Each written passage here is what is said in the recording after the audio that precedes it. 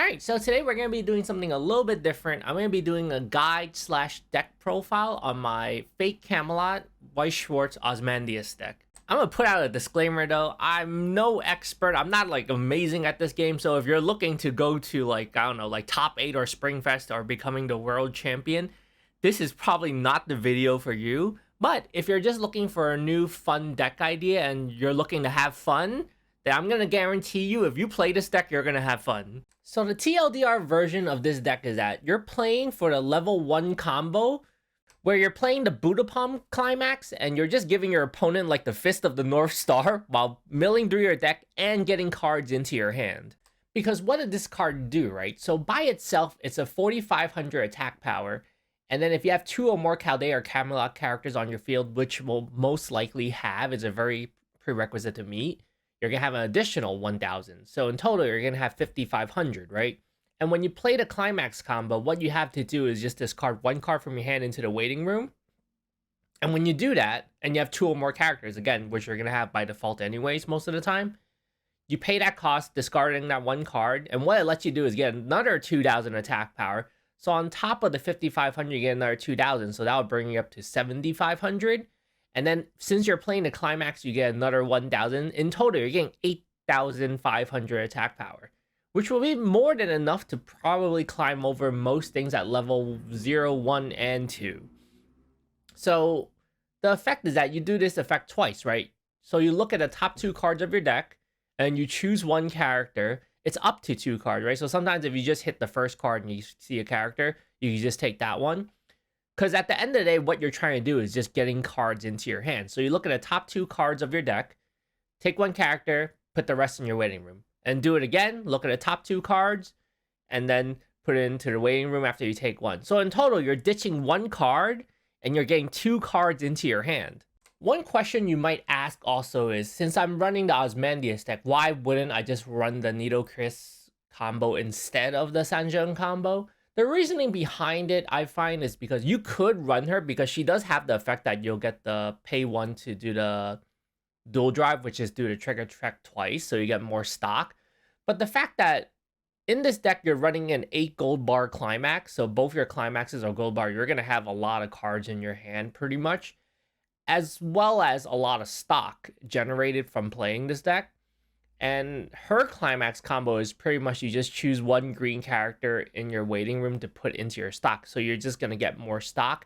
I would say you could play it, but I personally like the fact that you could bring more cards into your hand as opposed to having more stock. Because stock, I feel like, is very, very easy to generate. Whereas getting cards into your hand and having more options, for me personally, I feel is more comfortable. But if you want to go this route, I wouldn't think it's a bad choice as well too. But once you see the deck that I put together, you'll kind of understand why I chose this. So what is the big boss of this deck, right? So the main character that you're trying to play at level 3 of this deck is the Sun King Ozymandias level 3. Your goal to set up for your level 3 is to get as many cards into your hand as possible, have as much stock as possible, so you could drop this giant toblerone onto your opponent. So in essence, what does he do, right? So let's just look at his card. So you pay 2 like most level 3 cards. He's a base 9k attack power. He has no other bonus attack. And when he has a marker underneath him, he gets 6k attack power, right? Which I'm going to go over. And then during the card that he's placed onto the field from your hand, during your encore step, so at the end of the attack phase, you're going to be able to put the top card of your clock into your waiting room. One thing to also keep in mind also is, so his climax combo effect requires you to pay another 2. So in total, by dropping him onto the field, you're already paying 2. So you're paying another 2 stocks. So in total, on the turn that if you want to use his effect, you're paying 4 stocks in total, which is kind of alleviated by the fact that if you swing with him last, even if you have no stock at all, if you swing with the other 2 characters, most likely you're still going to have enough stock to pay it out. That's something to keep in mind. So on the turn that you play him, if you're short on stock, make sure to just swing him last. And then you have to discard 2 cards from your hand into the waiting room, which is why I said it's so important to have cards in your hand, right? Which cards like the Sanjung combo, you're getting an additional 2 cards into your hand, on top of the fact that when you clock 1 and draw 2, you're getting 2 cards in your hand as well too. And by doing that, when he reverses the opponent, then you could put that opponent straight into their clock and then deal 2 damage to your opponent as well too. So in total, on top of his swing, you could do it potentially a guaranteed 1, but potentially another 2 damage as well too. So you're probably going to want to do this combo most likely if you're trying to look to close the game out, because depending on the state of the game at level 2, if you're burning your hand for the 2 cards, something you want to keep in mind also is that if you don't close out the game, most likely your hand might end up being empty. So that might be very, very, very risky. So just keep that in mind. And on the topic that he only has 9k attack power by default, you're going to want options in order to give him either more attack power, whether it's putting the marker underneath him, which I'm going to explain later, or when you swing with him, you might want to just target one of the weaker monsters on the field just to get that reverse effect, rather than trying to dump your whole hand and trying to just find a way to get that marker underneath him or trying to play other cards. Because at that point, if you're dumping a lot of cards out of your hand just to bring him up to a higher attack power, it might not be worth it. So let's just go ahead and look at the deck, and we're going to go over each card one by one, and I'm going to also explain the general strategy behind it. So this is a TLDR of the whole deck list for those who don't want to actually listen to, I guess, the general strategy as well as my explanation as to why I chose certain cards. So in total, we run 18 level 0s in this deck, so it should be pretty hard for you to brick into an opening hand without running into a level 0 in your hand. So let's go over the first card. We run 4 copies of this level 0 Ancient Queen of Heaven's Nitocris because she resonates with the level 3 Sun King Ozymandias card, where if you have it in your hand and you reveal it and pay 1 stock, you get to look at the top 3 cards of your deck, up to the top 3 cards of your deck, and choose one Chaldea or Camelot character among them, and then you just reveal it to your opponent and put it into your hand and the rest into your waiting room.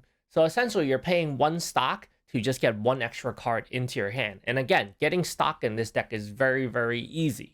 And the second effect is that you're pretty much putting 1 climax from your hand if you have a lot of climaxes in your hand and paying 1, and you choose 1 character in your waiting room and put it back into your hand. So you're swapping 1 card for 1 by paying 1 stock. The main thing you want to be aware of is you want to have her in your back row, because by being able to mill up to 3 cards through your deck is very, very important, because with this deck, since you're running the gold bars, it's very, very common for you to end up with a lot of your climaxes in your hand, as well as the fact that with all your climaxes in your hand or already in the waiting room, since you're discarding them, you have to be aware of that. That means that in your deck, let's just say if you have most of your climaxes in your hand or inside your waiting room, that means that if your deck is pretty thick and you have a lot of your deck left, if you don't mill through it fast enough, that means that every time your opponent swings, you're taking all that damage and you're getting closer to losing the game.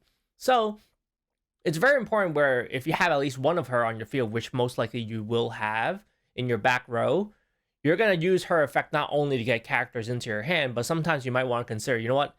It says up to 3, right? Rather than taking only 1 card, you might want to go through all 3 of those cards just to go through your deck faster. And sometimes you could kind of accelerate that as well too if you have even 2 of her in your back row. So the next card we have is the Rescue of the World Ozymandias level 0. So I run 2 copies of him because you could technically run 3 or 4, but I like 2 because his effect of the Encore only applies to Pharaoh characters. So it would not apply to your level 1 Sanjung combo, right? So that's just something to keep in mind. But with your level 3 Ozymandias and your level 3 Nitocris, which is an early play level 2, you can encore them and keep them onto the field for the cheap cost of just taking 1 damage, which I think is a very, very good option. But again, I only run 2 of them because most likely you might end up having 2 Nitocris on your back row just to mill through your deck. So the occasion of you having him in your back row might not be that much, but I just like having the option. His other effect is that you could pay 1 card from your hand when you trigger a gold bar climax. If he's on the field, you could pay the cost, and then you choose 1 card from your clock, put it back into your hand, and put the top card of your deck into your clock. So if you have a card inside your clock that you need, then you could take it back into your hand by blind clocking a card from the top of your deck. The one thing I don't like about this is the fact that, one, when you put the top card of your deck into your clock, it could be a climax, and that might screw you over when you're refreshing and your climaxes won't go back into your deck, and you're already dealing with the issue of you have to find a way to dump those climaxes from your hand and make sure that when your refresh is going back into your deck so that you can cancel that damage, right? And the other thing is that it's not really something that's set that you'll end up triggering a climax, right? So it's something that's not really in your control. So that's why I only run 2 of this in my deck, and it's just kind of like for options, right? And as we go through the deck, you'll kind of realize the main part of why I like this deck and why I feel like it's very, very new people friendly is that you're able to get a lot of cards into your hand, a lot of stock generated, and you just have a lot of options. And at the end of the day, once you have those options, whether or not you succeed with the deck is kind of up to you, but it's very, very new people friendly where you're able to get those cards in your hand and you're able to get that stock where you're able to choose to make these decisions. The next card we run 4 copies of is this level 0 Provocative Gaze Nitocris. I don't feel like there's really much budge room for this. You could down it to 3, but I prefer having 4. Reasoning behind it is because her effect is good throughout the whole game, whether she's gonna die or not, right? Reasoning behind it. During your turn, if you have another Chaldea or Camelot character, which you're probably gonna have, right? Where I mentioned where you're probably gonna have something in your back row or another character, since it's so easy to get cards into your hand. So when it's your turn, she gets 4k attack power. Most likely, this will mean that it'll be very, very easy for her to beat over most things, even by default. And her effect is that when you pay 1 stock and when she attacks, you could do trigger check twice. So essentially, you're generating 2 stock by only paying 1, right? Because it's so important to be able to pay out stock just because you're blind stocking so many things when you hit those gold bars where if you know that you have a climax in your stock, you want to use that stock in order to clean it out and put it into your waiting room. So she has that effect where you're able to clear out your stock while generating stock. And then when she trigger checks twice, if you end up trigger checking into a gold bar, you're going to get another card into your hand as well as generating that stock. So again, right, goes back to having more options and being able to choose and decide between how you want to get rid of stock, how you want to get cards into your hand. And I think that she's good throughout the whole game, which is why I run 4 copies of her. The next card is the level 0 King Among Kings Ozymandias. We run 3 copies of her. Technically, this is kind of like a flex pick. I would say if you want to run 2 or even run 1 or run something different, you could. I personally like 3 of him, just because at a 2k attack power at level 0, I think it's pretty respectable. And then his effect is that when he's pretty much in your back row, and then if you have another Chaldea or Camelot character that gets reversed in battle, you could put the card into the waiting room to rest them and keep them onto the field.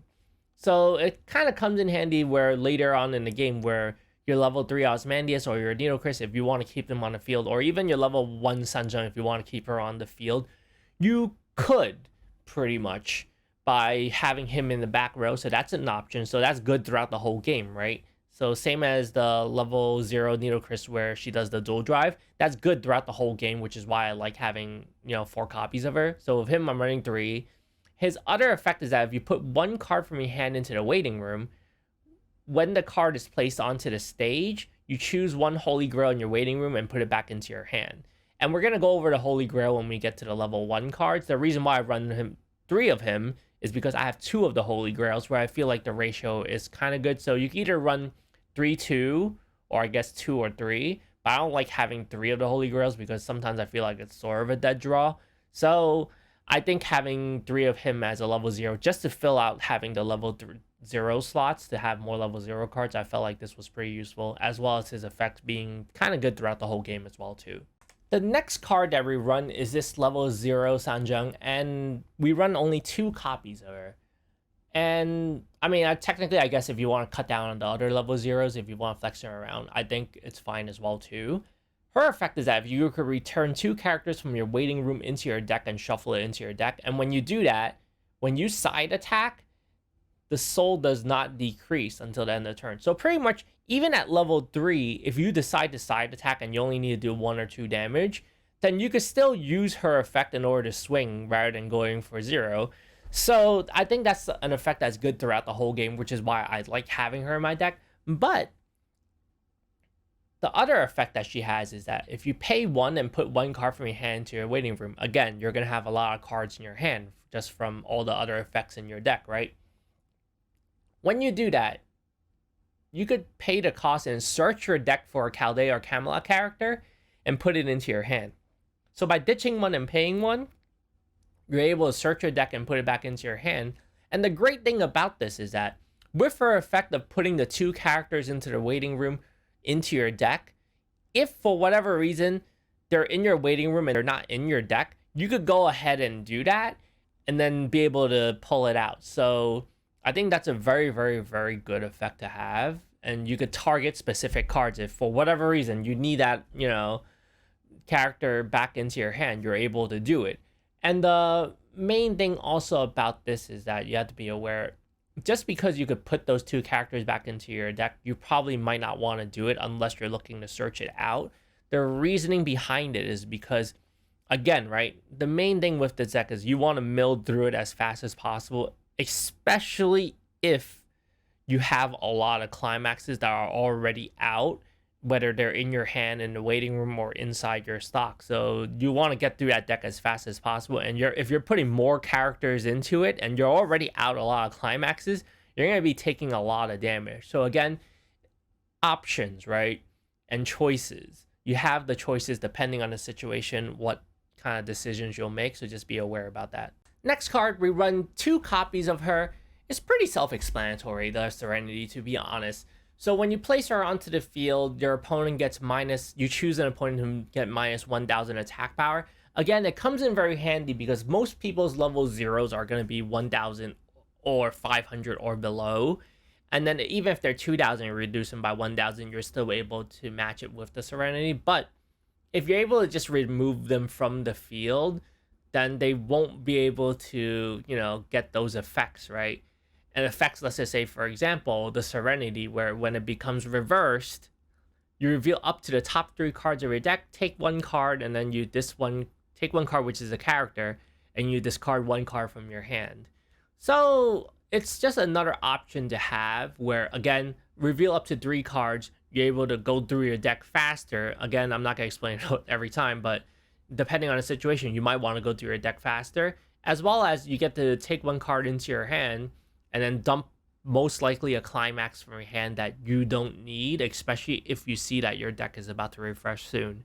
So having 2 copies of this in your deck just gives you more option. I could see as a card that maybe you want to run 3 or 4, but something to keep in mind too as well is that she's not a green character or a Chaldea character. She's a Camelot character and the Old Man of the Mountain character, where soon I'm going to explain when you get to the level 2 alarm.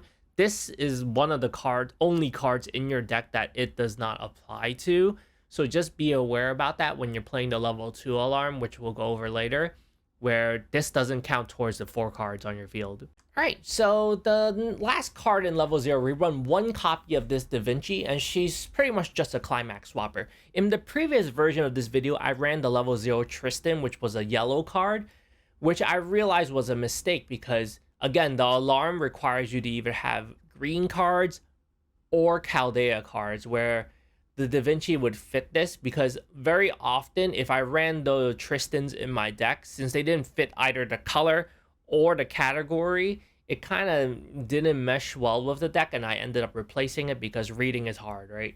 So what does she do? When you have a climax that you have in your hand, you could pay 1 stock, and when you do, pretty much if you have a different climax in your waiting room, you could swap it. So in this situation, like, oh, okay, if you, for whatever reason, you want to get the level 1 combo climax or the level 3 combo climax, you have that option with this card you run 1 of.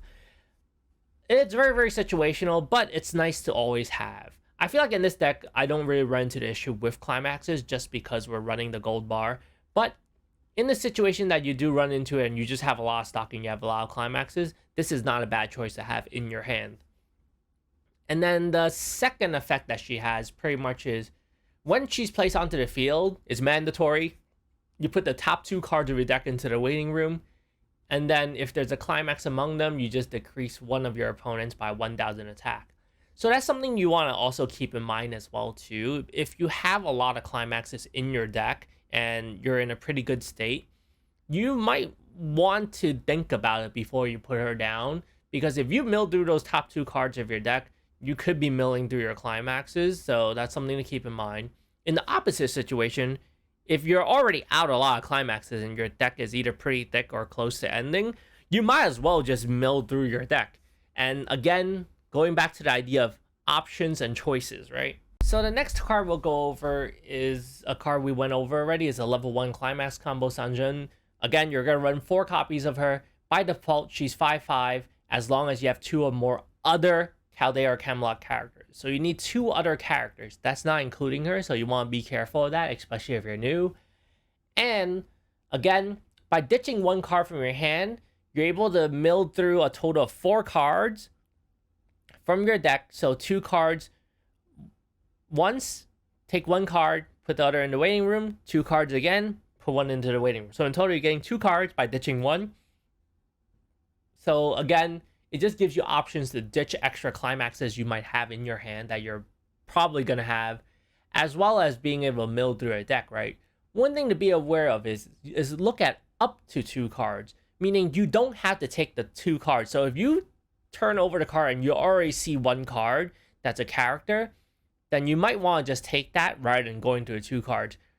When is a situation where you might want to consider that?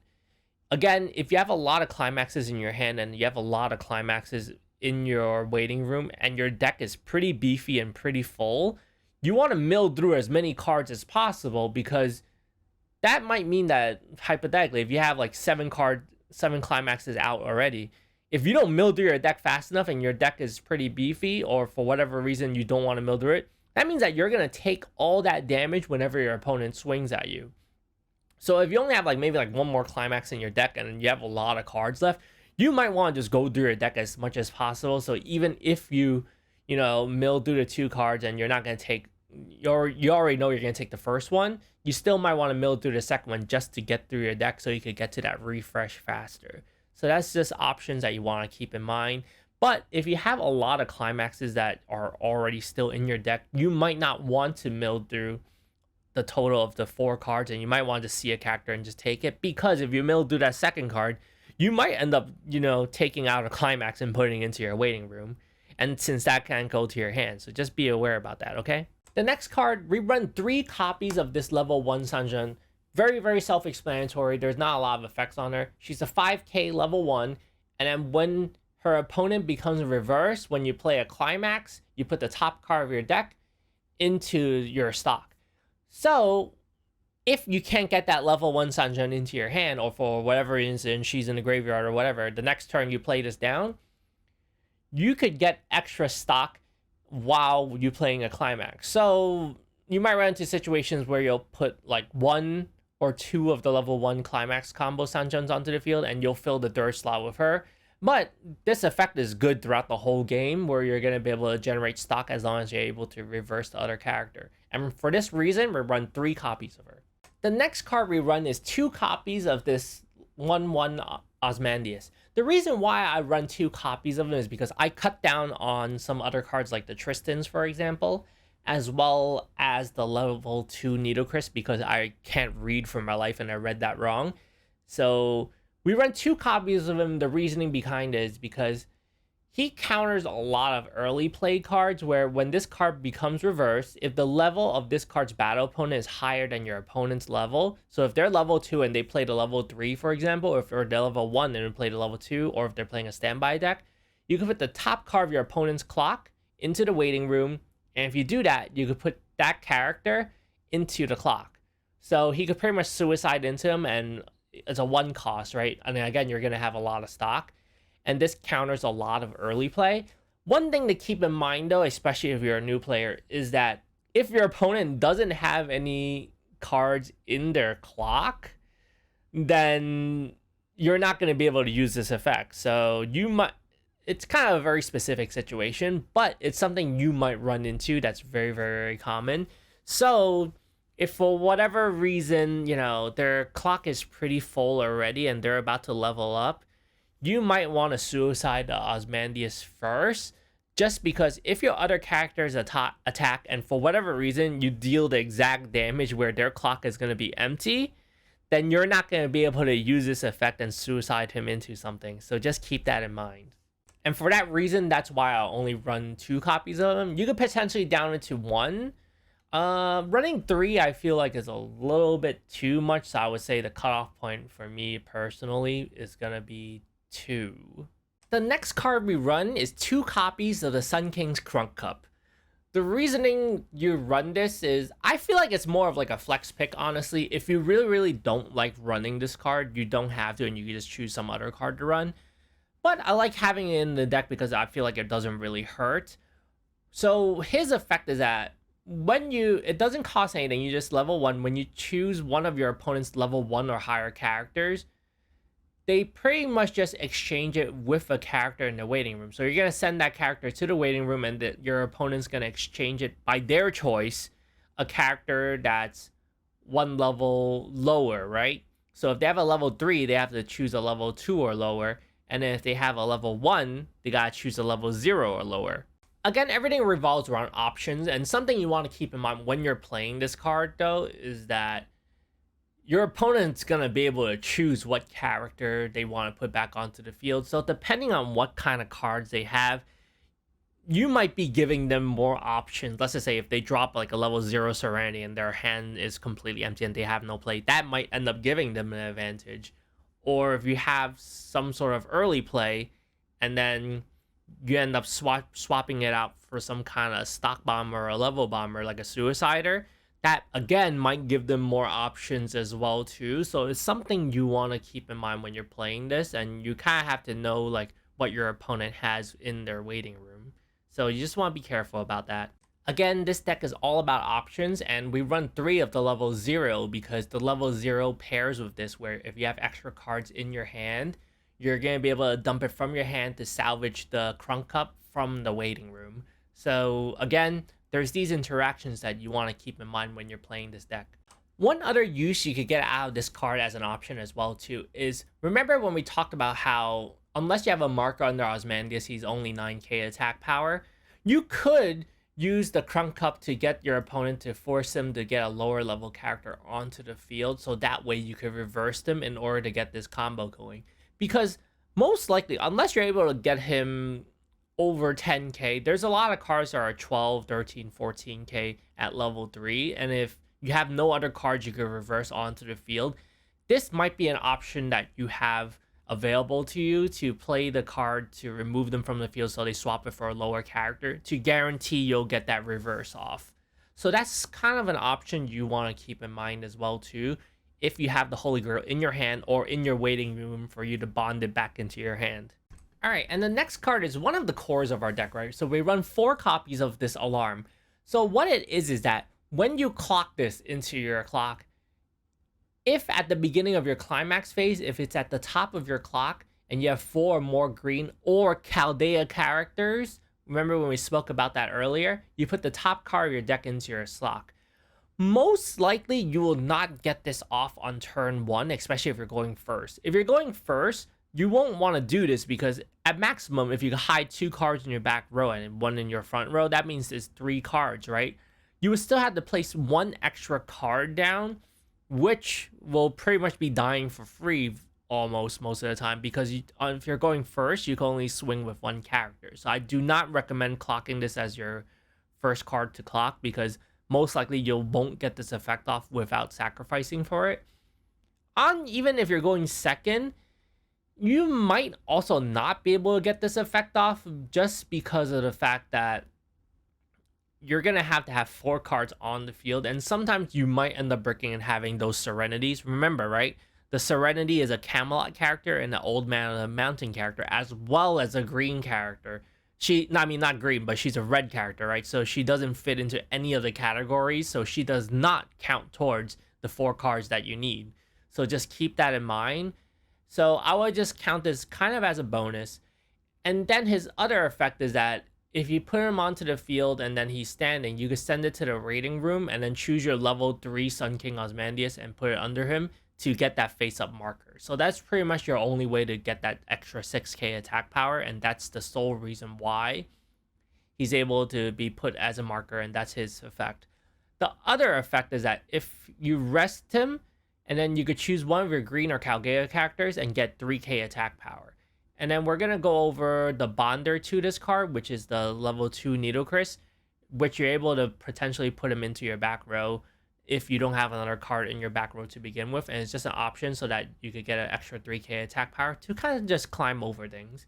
But for the most part, in general, you're using him as kind of like an option to get an extra stock. That's a bonus as well as the fact that if you're able to do that, and then you're able to also early play him into your back row, which it's very, very situational, right? You could use him to pump your cards by up to 3k attack power if you need be. The next card is the Bonder to this card, which is the main reason why I had to redo this video, because I have the reading comprehension level of like a 5-year-old, and I totally misread this and misplayed this the whole time. I think it's because I played the Lion King deck and I thought that this card allowed me to early play the Ozymandias level 3, but when I reread it, I realized I'm a fucking idiot, and it actually lets you early play, well, not early play, but if you're level 2 or higher, you get to play the card that we just talked about, which is the Alarm card, which was kind of odd. I think I misread it because I saw that it's playing when you're level 2 or higher, so that made me assume that it's to early play the level 3, but nope, it's to play the level 2. So her effect is that, so she's 6,500 attack, right? And her effect is that if you're level 2 or higher, it gets the ability where you get to put 1 card from your hand into a waiting room, and you pay 1 stock, and you rest this card, and you choose one of the God King Ozymandiases from your waiting room, which is the level 2/1 alarm, and put it onto any position on your stage.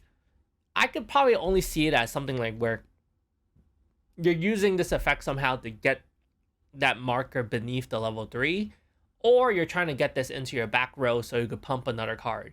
But it's just something to keep in mind where you're already paying 1 to play her onto the field, and then you're gonna tap her in order to use her effect, and then you're also paying another 1 card from your hand in order to do this as well too. So it's something to keep in mind. It's very, very situational. I could see some situation where you might end up doing it maybe to put him into the back row to maybe pump another character by 3k, or you want to get him onto the field in order to put him as a marker under the level 3. But again, I bumped this card down to only 2 copies of her, where I found her very, very situational at this point. And most likely at level 2, you're going to play the level 3 Nitocris instead, which I'm going to go over in a bit. But it's options where I felt like having only 1 of her was not really that great, because she's still a back row where if your level 3 characters are in front of it, get 2k attack power, which is still kind of nice. On top, if you don't have that alarm, set up, right, in your back row. So just having options. I liked having 2 of her in the deck, especially since we're running 4 of the alarm that she's bonded to, as well as having 6,500 attack at level 2. Maybe you might want to drop her, who knows, right? But that's the reasoning behind why I have 2 copies of her in the deck.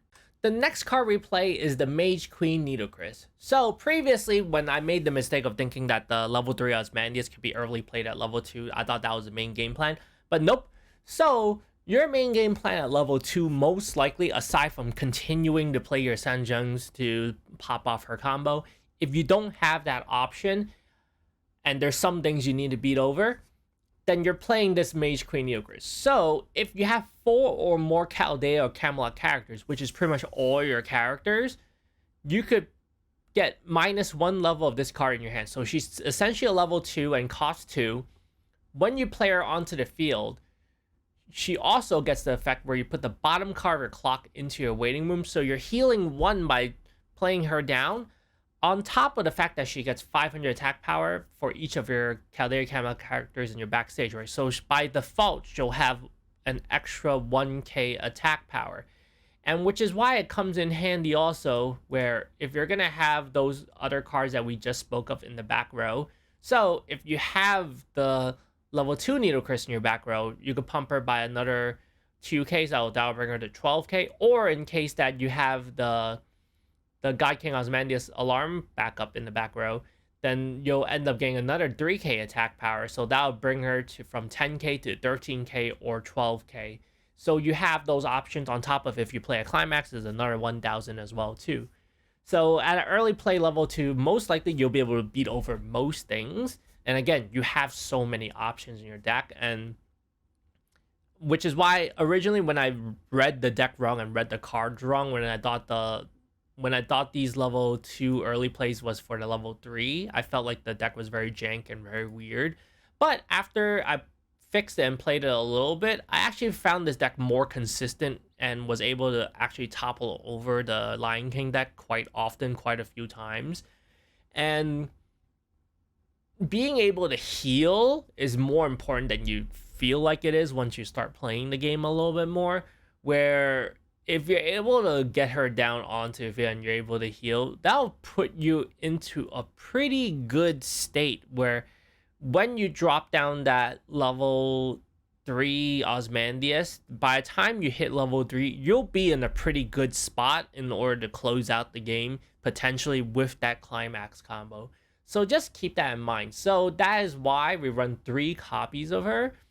I think 3 is enough. If you really want to up it to 4, you could, but I would say play it out with 3 and see how you feel about it. I felt like personally 3 was enough in the deck, but she's a great card. So if you survive to level 3 and then you have the Ozymandias in your hand as well as his climax combo, you've reached the end goal of this deck. You are about to drop that giant toblerone onto your opponent's head. So I went over the card already, but let's just go over the options again, right? So the main thing is that he only has 9k attack power, and then you're gonna be requiring to pay 2 on top of paying 2 to play him onto the field. So in total, you're paying 4. So make sure you have at least 2 stock to play him down. The extra 2 stock to get him is very, very easily solved, especially if you have 2 other characters on the field that's going to attack anyways. If anything, just attack with him last, and you're going to be able to get that 2 stock. So make sure you have at least 2 stock to play him onto the field.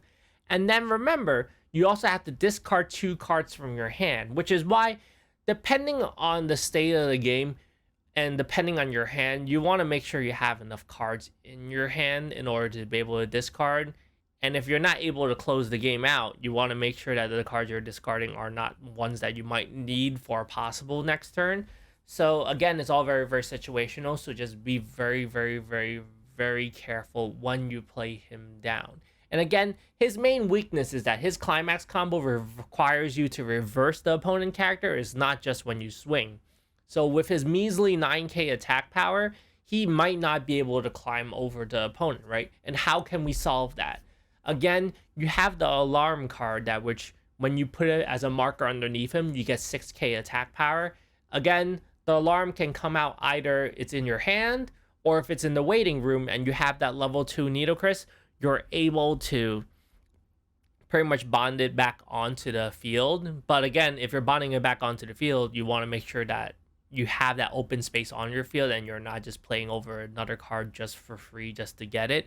Or an option that if you can't get it onto the field, then you might want to just swing the Ozymandias into a weaker character in order to just get that reverse for that guaranteed 1 damage plus the 2 potential damage on top of his swing.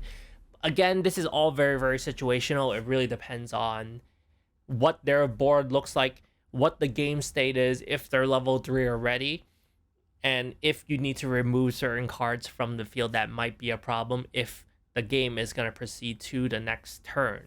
But that's pretty much essentially what you're looking to do with the Ozymandias. So overall, I would say that the general strategy for this deck, if you're able to get those level 0 Nitocris's as well as the level 3 God King Ozymandias into your hand, you could do that Brainstormer as soon as possible once you have the stock. as well as the provocative gaze Nitocris. If you're able to swing with her and different characters, you can swing with the other characters first just to get that stock, and then swing with her in order to get that dual drive going just to get yourself to more stock.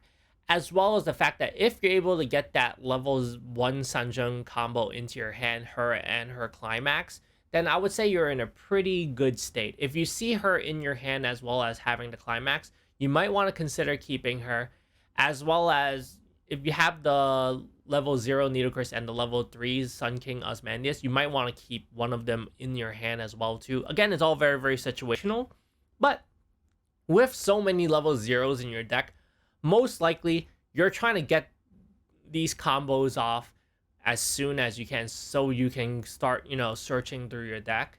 And I think at that point you'll be in a pretty good state. And then with all the strategies that I went over in regards to each card, you should be fine. But yeah, thank you guys for watching. I apologize for the first video that I made for the ones that watched it, and I completely misread the card and misunderstood it.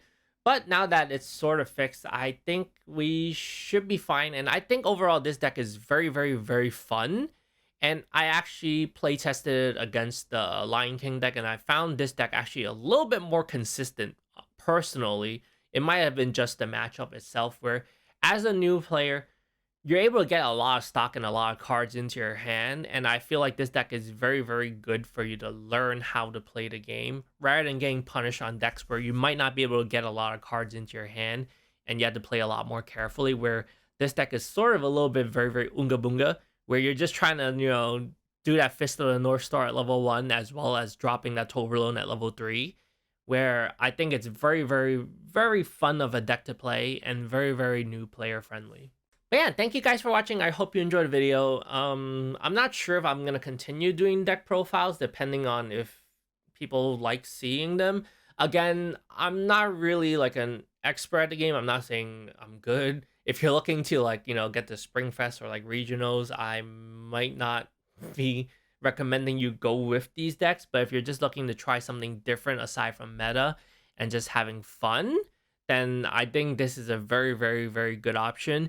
If you're looking for something more serious, you can always check out channels like Strictlybroken or Clock Tower, which does a lot of deck profiles, and I think they actually play the game. And Threesixcancel as well too. Like they actually play the game a lot more, and I think they actually go to events and actually win at events. So if you're looking for something more serious, then I recommend those channels. Aside from that, again, thank you guys again. Have a great day.